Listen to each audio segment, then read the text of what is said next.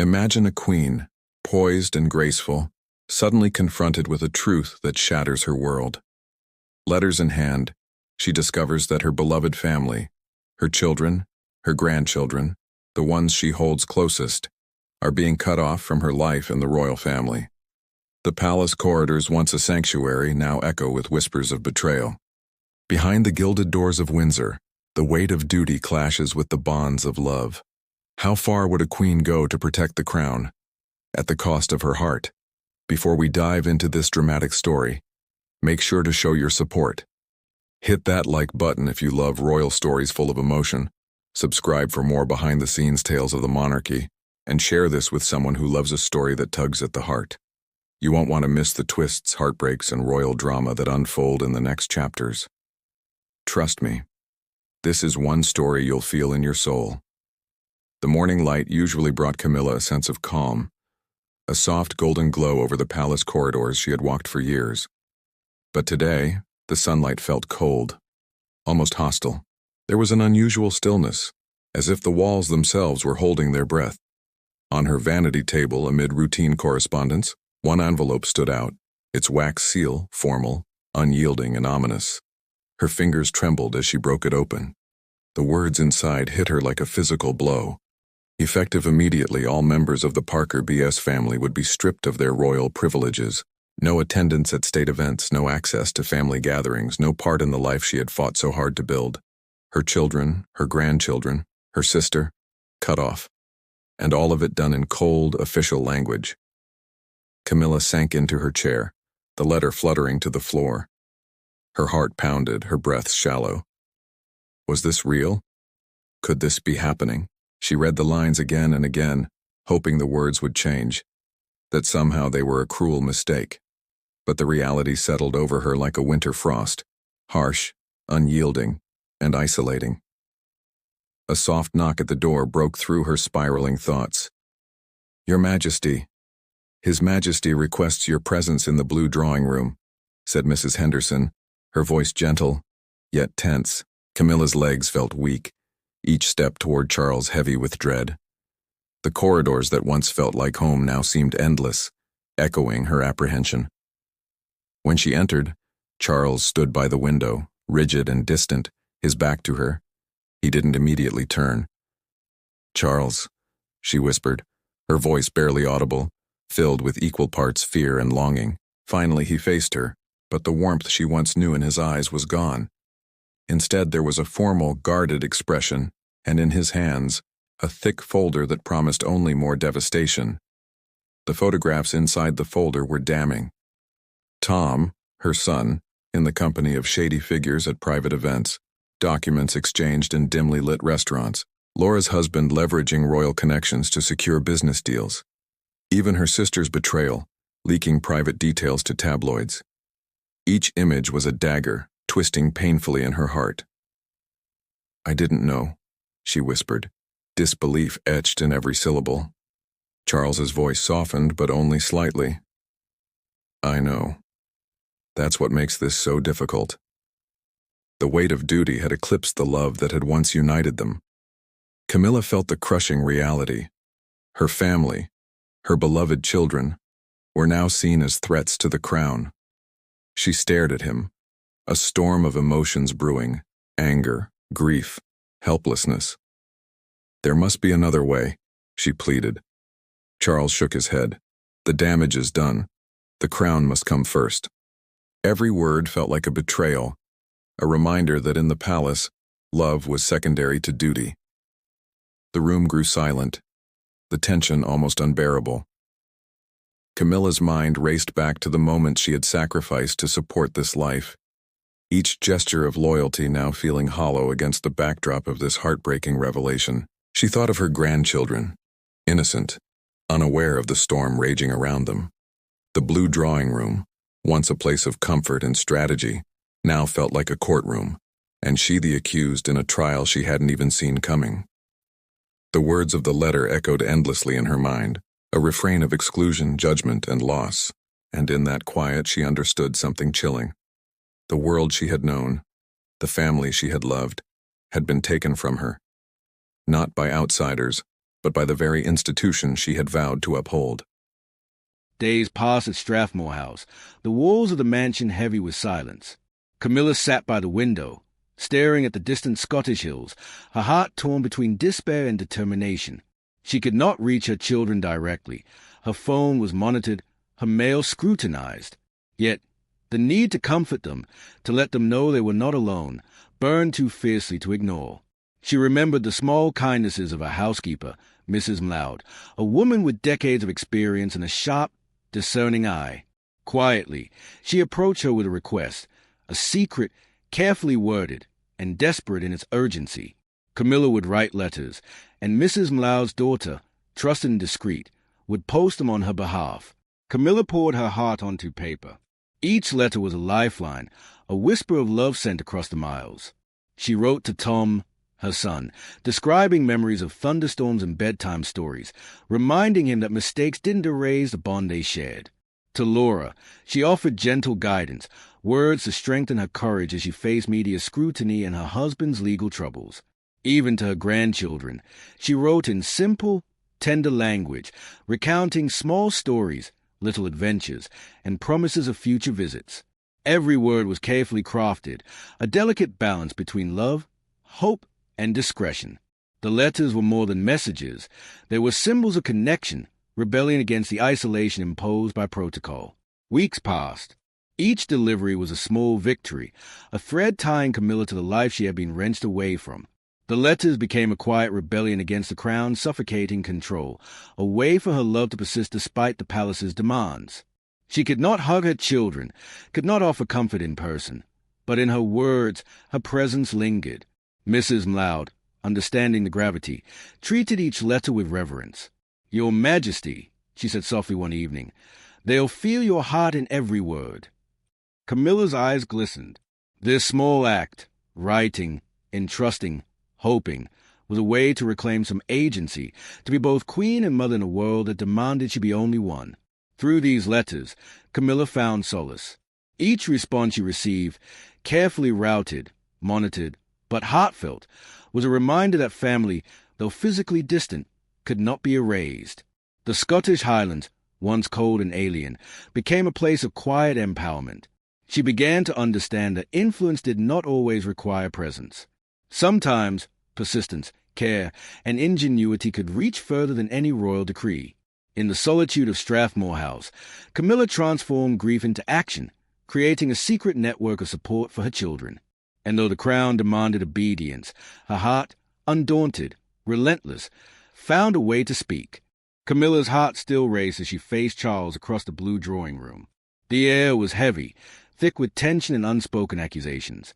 Charles, calm but unyielding, opened the folder and laid out the evidence.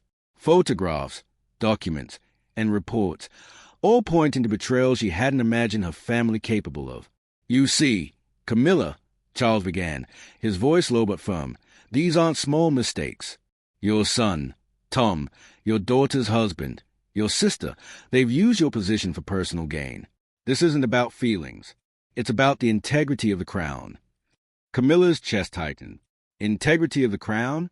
What about the integrity of family? She struggled to process the images before her. Her son laughing with people whose faces were unfamiliar and threatening, her daughter's husband shaking hands in private offices with deals that implied royal influence, her sister leaking intimate stories to tabloids. It all seemed impossible and yet undeniable. Her voice trembled as she spoke, barely audible. "How long have you known?" Charles rubbed his temples, the weight of responsibility pressing down on him visibly. 6 weeks, he admitted quietly. The security services first brought it to my attention. I hoped there might be an innocent explanation. 6 weeks. 6 weeks of whispered warnings, hushed meetings, silent calculations, while she remained in the dark. Her heart ached not just for her family, but for the distance that had quietly grown between her and the man she had trusted for decades. Charles continued, methodical yet increasingly weary, explaining the details of the investigation, the potential legal consequences, and the unavoidable need for decisive action. "I am asking you to choose, Camilla," he said, voice steady but firm, "between their personal interest and the good of the monarchy." The words hit her like a hammer. choose between her children and the crown? Could love truly coexist with duty in a palace governed by centuries of precedent? Camilla's hands shook as she wiped away tears. They are my children, my grandchildren, and you ask me to pretend they don't exist. Her voice cracked with fury and heartbreak. Charles softened, but only slightly. I am not asking you to abandon them, Camilla. I am asking you to protect the crown, to ensure that the institution we serve remains untainted. Every decision I make reflects on the monarchy itself. Her knees felt weak.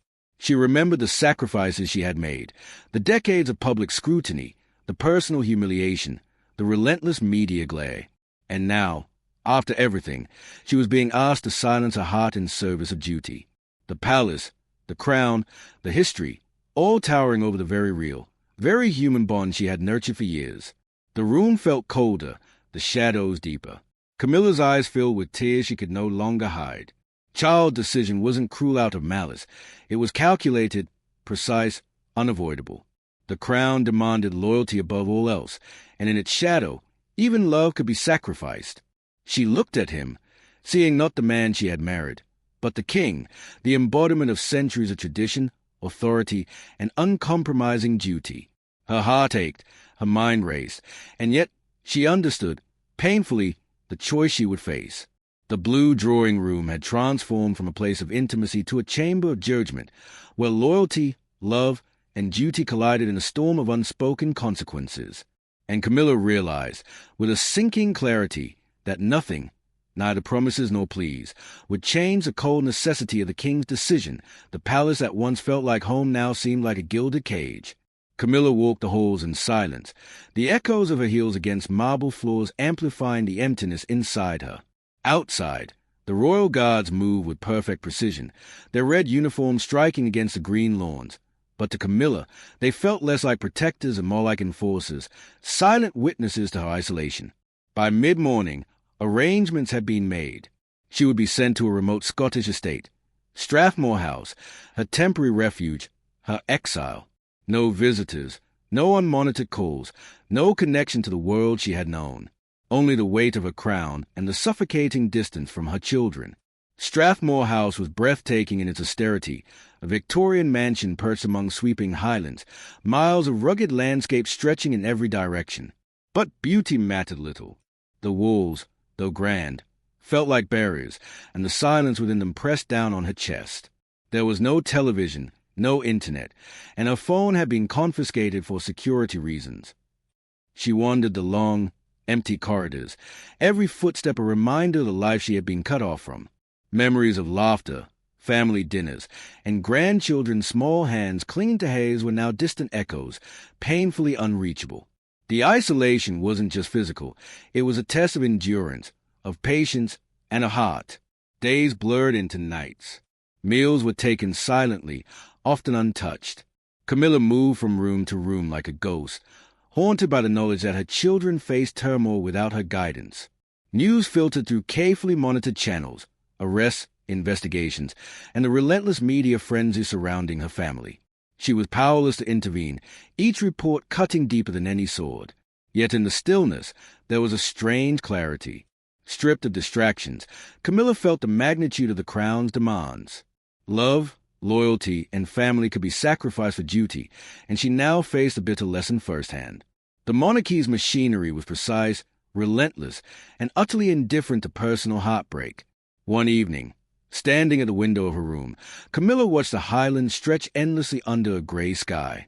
The wind swept across the hills like a reminder of life continuing beyond her confinement. Tays, unrestrained and raw, finally fell, and she allowed herself to mourn, not just of family, but the loss of a normal life, the freedom to act as mother and grandmother without constraint. It was here, in this isolation, that Camilla began to understand the harsh truth. The crown's power was absolute. Even a queen, with all her titles and dignity, could be silenced, contained, and distanced from the one she loved. The walls of Strathmore House were not just stone and mortar. They were the physical embodiment of a sacrifice, a reminder that the life of royalty demanded obedience above everything else. Time continued its relentless march in Strathmore House. Camilla, though isolated, remained acutely aware of the world beyond the highlands, the palace, the press, her family under scrutiny. Each morning brought new headlines. Each evening whispers of political maneuvering. The crown's machinery moved with precision, indifferent to heartbreak, while she was trapped in a gilded cage. Yet in this solitude, clarity emerged. Camilla realized that loyalty to the monarchy did not negate her love as a mother. She could no longer intervene directly, but she could support, comfort, and guide her children in secret. Her letters became more than communication. They became a lifeline, a quiet assertion of her identity beyond the crown's demands. Every day, Camilla wrestled with the impossible choice the king had demanded: family or crown. Could a queen honor both? Could she obey the centuries-old rules of duty while protecting the one she loved most? In the solitude of her estate, she confronted the truth. Power was absolute, but so was a human heart. The Scottish wind rattled the windows, a reminder of freedom beyond her confinement. And yet, in her isolation, she discovered strength. Letters sent, connections maintained, hope sustained. Camilla realized she could navigate the impossible terrain of royalty and motherhood. She might be silenced publicly, but privately, she remained a force for her children, a quiet guardian in the storm. Months passed. The media frenzy eventually subsided. Investigations concluded, and the palace returned to its rigid routine. But Camilla's influence endured, invisible but tangible, threaded through the letters, through small gestures, through the unbroken line of love she had maintained. Her children felt her presence in subtle ways, in quiet reassurances, in the knowledge that she never stopped fighting for them, even when she could not be seen. The crown remained demanding, relentless, unyielding. But Camilla learned the profound truth that the human spirit, even under centuries of protocol, could not be entirely contained. Duty and love, though often at odds, could coexist in subtle, powerful ways. She had been tested, and though scars remained, so did resolve. Camilla looked out across the highlands one final time, the sun dipping behind distant peaks. The isolation, the heartbreak, the sacrifice, they had all reshaped her understanding of power and love. The crown demanded loyalty, obedience, and sacrifice, but it could never extinguish a mother's heart. For Camilla, royalty was not just about titles or ceremonies. It was about navigating impossible choices with courage, preserving dignity while protecting the one she loved. She had learned that influence was not always public, that true power could be quiet, persistent, and tender. And though the palace may have dictated her movements, her letters whispered her truth. Across the miles, across the barriers of protocol and protocol, her love endured, undaunted, unwavering, eternal.